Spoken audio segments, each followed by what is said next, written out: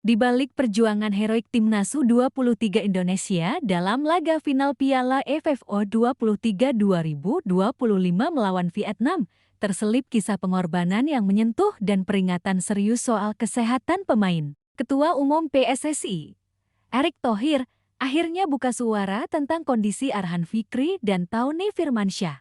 Ia menyatakan PSSI siap menanggung biaya pemulihan, bahkan operasi, demi menjaga masa depan pemain muda Indonesia. Simak fakta lengkapnya hanya di Cek Faktait. Final Piala AFF U23 2025 di Stadion Utama Gelora Bung Karno seharusnya menjadi panggung sempurna bagi Garuda Muda untuk menutup turnamen dengan kejayaan.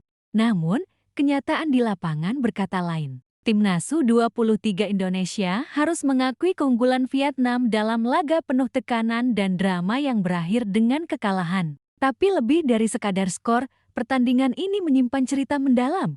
Dua pemain pilar Indonesia, Arhan Fikri dan Tauni Firmansyah, tidak bisa tampil karena cedera yang belum pulih. Hal ini diakui langsung oleh Ketua Umum PSSI, Erick Thohir, yang menyebut lini tengah Indonesia tertekan karena absennya dua gelandang energik tersebut. Arhan Fikri, pemain muda Arema FC, dikenal sebagai jenderal lini tengah yang cerdas dan dinamis. Sementara Tauni Firmansyah dari Persebaya Surabaya memiliki mobilitas dan agresivitas tinggi. Kehilangan keduanya adalah kehilangan besar yang berdampak langsung pada permainan timnas. Kita tahu, Arhan dan Tauni itu bukan pemain biasa. Mereka pembeda di lini tengah. Tanpa mereka, tekanan dari Vietnam sulit dibendung, kata Erick kepada media. Meski dalam kondisi tidak 100% fit, Arhan tetap ingin memberikan kontribusi. Ia memutuskan tampil di 10 menit akhir laga, meskipun lututnya masih belum pulih total. Menurut Erick, sang pemain mengatakan langsung bahwa dirinya siap menanggung risiko demi membela merah putih. Katanya, "Saya mau main buat Indonesia." Itu bukan kalimat biasa. Itu jiwa patriot seorang pemain muda yang luar biasa, ucap Erick. Namun keputusan itu tentu membawa pertanyaan besar.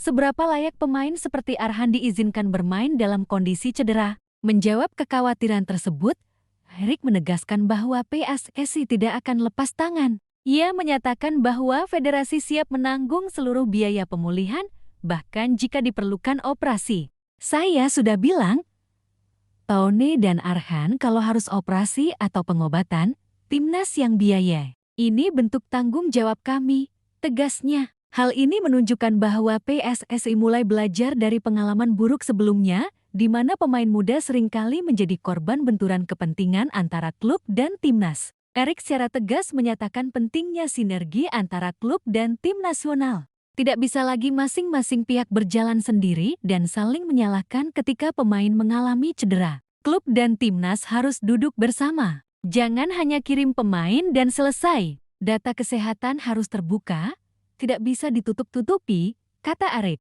Ia menambahkan bahwa terkadang klub menyatakan pemain siap diturunkan, padahal mereka tengah dalam proses pemulihan. Sebaliknya, timnas pun dituntut untuk transparan saat mengembalikan pemain ke klub. Cedera seperti yang dialami Arhan Fikri tidak boleh dianggap enteng. Cedera lutut, jika tidak ditangani dengan tepat, bisa menjadi mimpi buruk bagi karir seorang pesepak bola. Bahkan, karier bisa tamat sebelum benar-benar dimulai.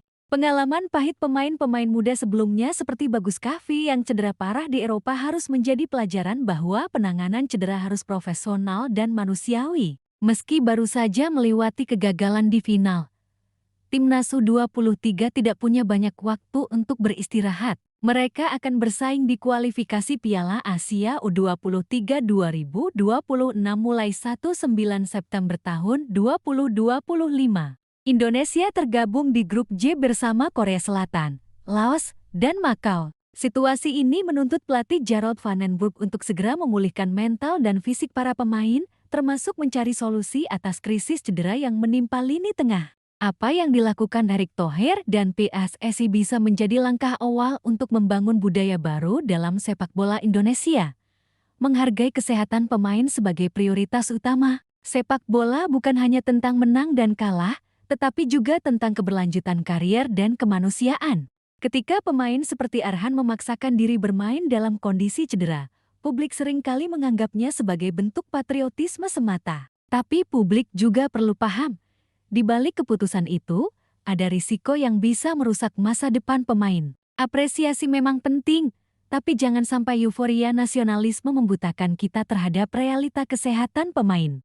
Langkah Erik yang meminta data kesehatan pemain dibuka sepenuhnya antara klub dan timnas patut diapresiasi. Ini adalah sinyal positif bahwa Indonesia sedang menuju sistem medis sepak bola yang lebih profesional dan terintegrasi, seperti yang sudah diterapkan di negara-negara maju. Kasus Arhan Fikri bukan yang pertama dan kemungkinan bukan yang terakhir. Namun jika ditangani dengan serius, ini bisa menjadi titik balik untuk budaya baru dalam sepak bola Indonesia. Federasi, klub, pelatih, dan publik harus bersatu dalam satu semangat, melindungi para pemain aset paling berharga dalam olahraga ini. Karena sepak bola bukan hanya soal menang, tapi juga soal menjaga masa depan mereka yang berjuang di lapangan hijau.